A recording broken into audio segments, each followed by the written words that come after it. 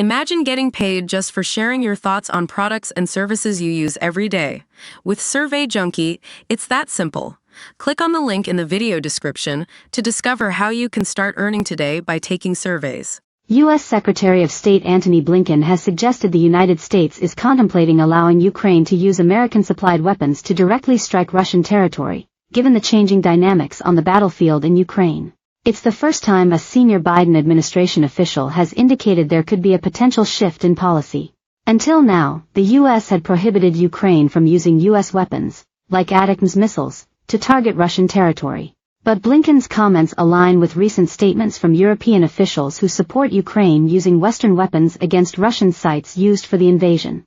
NATO Secretary General Jens Stoltenberg also suggested this week that the time has come to consider whether it will be right to lift some of the restrictions. If they cannot attack military targets on Russian territory, then it ties one hand of the Ukrainians on their back and makes it very hard for them to conduct defense, Stoltenberg said at the NATO Parliamentary Assembly in Sofia, Bulgaria. Blinken chose his words carefully during a meeting with Moldova's president and was keen to make clear the U.S. neither encouraged nor enabled strikes on Russian territory.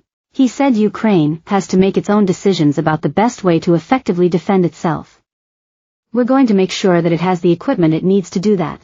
Another hallmark of our support for Ukraine over these, now, more than 2 years has been to adapt as conditions have changed and the battlefield has changed, as what Russia does has changed in terms of how it's pursuing its aggression and escalation, Blinken said. We've adapted and adjusted, too, and I'm confident we'll continue to do that. Officials within the Biden administration have said that a shift in policy is being considered but that a decision has not yet been made.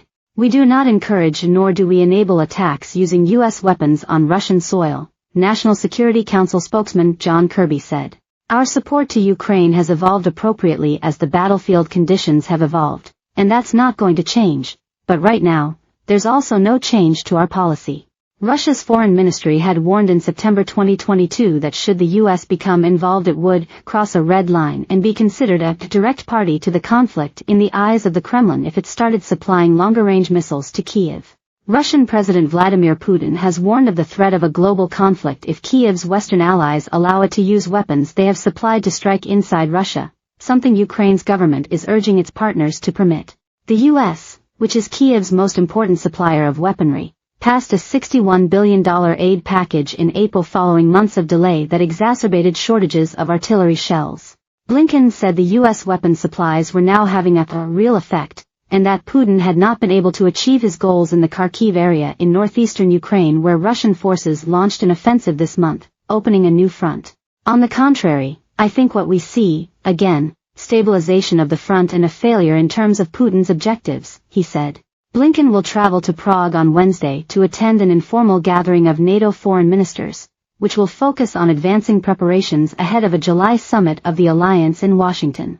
The U.S. has been working with European allies to help Ukraine build its long-term force, efforts that would bring Kyiv closer to NATO.